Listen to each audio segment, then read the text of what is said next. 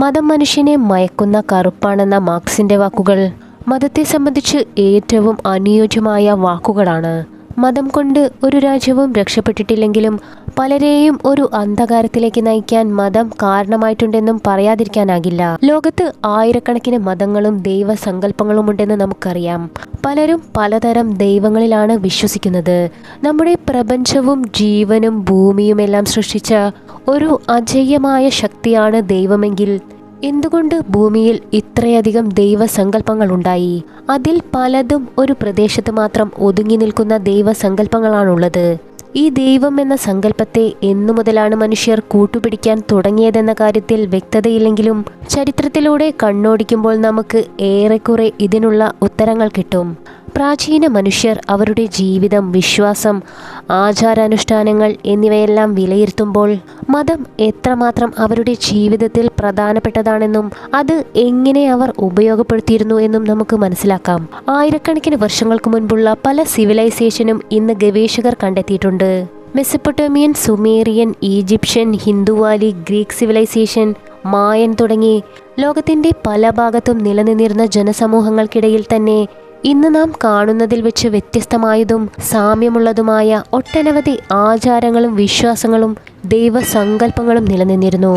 ഇവയെല്ലാം തന്നെ വിശദമായി പരിശോധിച്ചാൽ ഇവരെല്ലാം ഒന്നിൽ കൂടുതൽ ദൈവങ്ങളിൽ വിശ്വസിച്ചിരുന്നവരായിരുന്നെന്നും നമുക്ക് മനസ്സിലാക്കാം.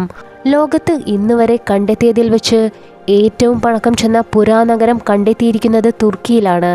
ഗോബക്ലി ടെപ്പെ എന്നറിയപ്പെടുന്ന ഈ ഒരു നഗരത്തിന് 11,000-ലേറെ വർഷം പഴക്കമുണ്ട്. ലോകത്തിലെ ഏറ്റവും പഴക്കം ചെന്ന ക്ഷേത്രമുള്ളതും ഇവിടെ തന്നെയാണ്. മാത്രമല്ല അന്നത്തെ ആളുകളുടെ ദൈവവിശ്വാസങ്ങളിൽ പലപ്പോഴും ഒരുപാട് സാമ്യതകൾ കാണാനാകും. അതായത് പ്രകൃതിയെയാണ് അവർ ദൈവമായി കണ്ടിരുന്നത്.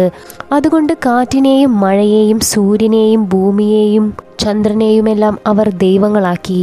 അങ്ങനെ ഒട്ടനവധി ദൈവങ്ങളും ദേവതകളും ഉണ്ടായി. അവരെ പ്രീതിപ്പെടുത്താനും മികച്ച ഒരു ജീവിതത്തിനും വേണ്ടി അന്നത്തെ മനുഷ്യന്റെ യുക്തിക്ക് നിരക്കുന്ന തരത്തിൽ ഒട്ടനവധി ആചാരങ്ങളും അനുഷ്ഠാനങ്ങളും അവർ ചെയ്തുകൊണ്ടിരുന്നു. ദൈവത്തിനായി മനുഷ്യക്കുരുതികൾ പോലും അവർ നടത്തുമായിരുന്നു. സ്വന്തം കുഞ്ഞുങ്ങളെപ്പോലും ദൈവത്തിനായി കൊലയ്ക്ക് കൊടുക്കാൻ അന്നവർക്ക് യാതൊരു മടിയുമില്ലായിരുന്നു. അതിൻ്റെ പല ചരിത്രാവശേഷിപ്പുകളും ഗവേഷകർ ഇന്ന് കണ്ടെത്തിയിട്ടുമുണ്ട്. മെക്സിക്കോ, പെറു, തുർക്കി എന്നുപോലുള്ള പല ഇടങ്ങളിൽ നിന്നും അത്തരത്തിൽ ബലിയർപ്പിക്കപ്പെട്ടവരുടെ അസ്ഥികൂടങ്ങൾ കണ്ടെത്തിയിട്ടുമുണ്ട്. ഒരേ സമയം വികലമായതും അതുപോലെ തന്നെ പ്രകൃതിദത്തവുമായ ദൈവസങ്കല്പങ്ങളെ ഇവയിലെല്ലാം കാണാനാകും.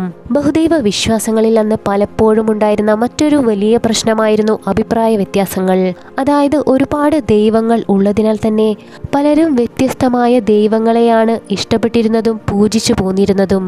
മാത്രമല്ല ദൈവങ്ങളുടെ പേരിൽ ചേരിതിരിഞ്ഞ് പലതരം പ്രശ്നങ്ങളും ഇത്തരം ബഹുദൈവാരാധകർക്കിടയിൽ ഉണ്ടായിരുന്നു.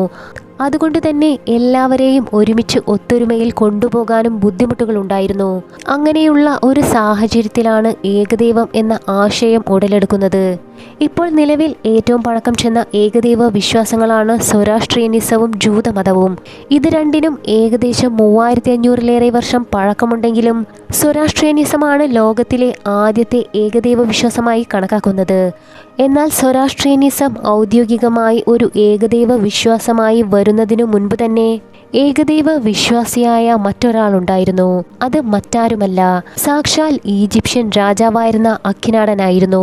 അദ്ദേഹം രചിച്ചതെന്നു കരുതപ്പെടുന്ന മനോഹരവും ഭക്തിസാന്ദ്രവുമായ ഗാനത്തിൽ നിന്നാണ് അദ്ദേഹത്തിൻ്റെ വിശ്വാസത്തെക്കുറിച്ചും ഏകദൈവ സങ്കല്പത്തെക്കുറിച്ചും ചരിത്രകാരന്മാർ മനസ്സിലാക്കുന്നത്.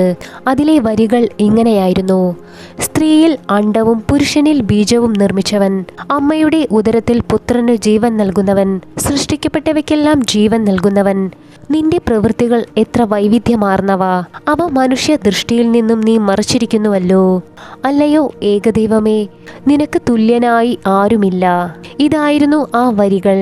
അദ്ദേഹത്തിൻ്റെ വിശ്വാസമനുസരിച്ച് ഒരു യൂണിവേഴ്സൽ ഗോഡ് എന്നർത്ഥത്തിൽ അദ്ദേഹം സൂര്യനെയായിരുന്നു ദൈവികമായി കണ്ടിരുന്നത്. ആദൻ എന്നായിരുന്നു അദ്ദേഹം ആ ദൈവത്തിനു നൽകിയ പേര്. സൂര്യൻ പുരാതന ഈജിപ്തുകാരെ സംബന്ധിച്ച് ഒരു പുതിയ ദൈവസങ്കല്പമല്ലെങ്കിലും അക്കിനാടൻ മറ്റുള്ള ദൈവങ്ങളെയെല്ലാം തള്ളിക്കളയുകയും സൂര്യനെ പ്രപഞ്ച സൃഷ്ടിയായി സ്ഥാപിക്കുകയും ചെയ്തു. അന്ന് അദ്ദേഹത്തിൻ്റെ ഈ ഒരു പുതിയ ദൈവസങ്കല്പത്തെ അംഗീകരിക്കാൻ ജനങ്ങൾ തയ്യാറായില്ലെങ്കിലും രാജാവിനെ എതിർക്കാൻ അവർക്ക് കഴിയില്ലായിരുന്നു. കർണാക്കിലെ അമൻ ദേവാലയത്തിനടുത്ത് അക്കിനാടൻ ഒരു കൂറ്റൻ ആദം ക്ഷേത്രം പോലും പണി കഴിപ്പിച്ചിട്ടുണ്ട്. ഈ ക്ഷേത്രത്തിൽ അദ്ദേഹം സൂര്യനെ ആരാധിക്കുന്ന രീതിയിലുള്ള പ്രതിമകളും സ്ഥാപിച്ചിരുന്നു. എന്നാൽ അദ്ദേഹത്തിന്റെ കാലശേഷം അദ്ദേഹത്തിന്റെ പ്രതിമകളും ലിഖിതങ്ങളും നശിപ്പിക്കപ്പെട്ടു. തങ്ങളുടെ പുരാതന മതവിശ്വാസങ്ങളെയും ദൈവസങ്കല്പത്തെയും തള്ളിക്കളഞ്ഞ അക്കിനാടന്റെ ഏകദൈവസങ്കല്പം പിന്തുടരാൻ ആരും ഒരുക്കമല്ലായിരുന്നു. അതിനാൽ അദ്ദേഹത്തിന്റെ മരണത്തോടെ ആ വിശ്വാസവും ഇല്ലാതായി. പിന്നീടാണ് സൊറാഷ്ട്രിയനിസവും ജൂദായിസവും സെമേരിറ്റാനിസവും ഒക്കെ വരുന്നത്. അതിൽ പേർഷ്യയിൽ വേരുപിടിച്ച മതമായിരുന്നു സൊറാഷ്ട്രിയനിസം. എന്നാൽ ഇസ്ലാം പേർഷ്യ കൈയടക്കിയതോടെ അവിടം ഇസ്ലാമിക രാജ്യമായി മാറുകയായിരുന്നു. അന്ന് അവിടെ നിന്നും പലായനം ചെയ്ത് ഇന്ത്യയിലെത്തിയ പേർഷ്യക്കാരുടെ തലമുറകൾ ഇന്നും ഇവിടെ ജീവിച്ചിരിക്കുന്നുണ്ട്. പേർഷ്യയിൽ നിന്നും വന്നവരെന്നറിയപ്പെടുന്ന പാഴ്സികൾ എന്ന പേരിൽ അവരിവിടെ അറിയപ്പെടാനും തുടങ്ങി. അങ്ങനെ മധ്യകാലഘട്ടത്തിലെ അധിനിവേശങ്ങളുടെ ഭാഗമായി പല മതങ്ങളും ലോകമെമ്പാടും വ്യാപിക്കാൻ കാരണമായി. അതിലേറ്റവും പ്രധാന പങ്ക് വഹിക്കുന്ന 2 മതങ്ങളാണ് ക്രിസ്ത്യാനിറ്റിയും ഇസ്ലാമും. അധിനിവേശത്തിലൂടെ ലോകത്ത് പലയിടങ്ങളിലും തങ്ങളുടെ മതം വളർത്തിയെടുക്കാൻ അവർക്ക് സാധിച്ചു. എന്നാൽ ആ കാര്യത്തിൽ ജൂതമതവും സൊറാഷ്ട്രിയനിസവും ഏറെക്കുറെ പരാജയമാണെന്ന് പറയാം. ഇനി നമ്മുടെ ഇന്ത്യയിലേക്ക് വരുമ്പോൾ ലോകത്ത് വെച്ച് ഏറ്റവും കൂടുതൽ പഴക്കം ചെന്ന ഒരു ബഹുദൈവ വിശ്വാസമാണ് ഹിന്ദുയിസം. 4000 വർഷത്തിലേറെ പഴക്കമുണ്ട് ഹിന്ദുമതത്തിന്. പുരാതന ഇന്ത്യൻ നഗരമായ ഹിന്ദുവാലിയിൽ നിന്നും കണ്ടെടുത്ത ചില ചരിത്രാവശേഷിപ്പുകളിൽ നിന്നും അത് വ്യക്തമാണ്. ഹിന്ദുയിസത്തിന് ശേഷമാണ് ജൈനമതവും ബുദ്ധമതവും വരുന്നത്. ഇവയും ഒരു ബഹുദൈവ സങ്കല്പത്തിലൂന്നിയ ദൈവസങ്കല്പം തന്നെയാണ് മുൻപോട്ട് വയ്ക്കുന്നത്. ഇനി ഇതിനെല്ലാം മുൻപുള്ള ശിലായുഗ മനുഷ്യരുടെ ദൈവസങ്കല്പം മറ്റൊന്നായിരുന്നു. അവരുടെ വിശ്വാസങ്ങളെ നമുക്ക് ഔദ്യോഗികമായി ഒരു മതം എന്ന് പറയാനാകില്ലെങ്കിലും പഴയ പല ഗുഹാചിത്രങ്ങളിലും അവർ ഒരു ബാഹ്യശക്തിയെ ആരാധിച്ചിരുന്നതായി നമുക്ക് കാണാം. ലോകത്തിന്റെ പല ഭാഗത്തു നിന്നും ഇത്തരത്തിൽ ഒട്ടനവധി ഗുഹാചിത്രങ്ങൾ കണ്ടെത്തിയിട്ടുമുണ്ട്. ഇന്തോനേഷ്യയിലാണ് അതിൽ ഏറ്റവും കൂടുതൽ പഴക്കം ചെന്ന ഗുഹാചിത്രമുള്ളത്. ഈ ഗുഹാചിത്രങ്ങളൊക്കെ തന്നെ സ്പിരിച്വലായ പല കാര്യങ്ങൾക്ക് വേണ്ടി നിർമ്മിച്ചതായിരുന്നു. അതായത് മനുഷ്യന്റെ വികാസത്തിനനുസരിച്ച് അവരുടെ ദൈവസങ്കല്പങ്ങളിലും മാറ്റങ്ങൾ ഉണ്ടായിട്ടുള്ളതായി നമുക്കിതിലൂടെ മനസ്സിലാക്കാം.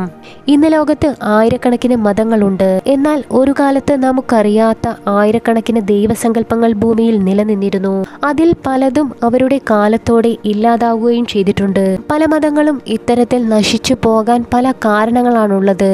സാമ്രാജ്യത്വ ശക്തികളുടെ ആക്രമണം, നിർബന്ധിത മതപരിവർത്തനം, അതുപോലെ തന്നെ പ്രകൃതി ദുരന്തങ്ങൾ തുടങ്ങി ഒട്ടനവധി കാരണങ്ങൾ മൂലം പല മതങ്ങളും ഭൂമിയിൽ നിന്നും എന്നേക്കുമായി അപ്രത്യക്ഷമായിട്ടുമുണ്ട്. ഇനിയൊരു 100-200 വർഷങ്ങൾ കഴിഞ്ഞാൽ ഏതൊക്കെ മതങ്ങൾ ഭൂമിയിൽ ഉണ്ടാകുമെന്നും നമുക്ക് പറയാനാകില്ല. ഒരുപക്ഷെ മതമില്ലാത്ത ഒരു ലോകമായിരിക്കും ഇനി വരാൻ പോകുന്നത്.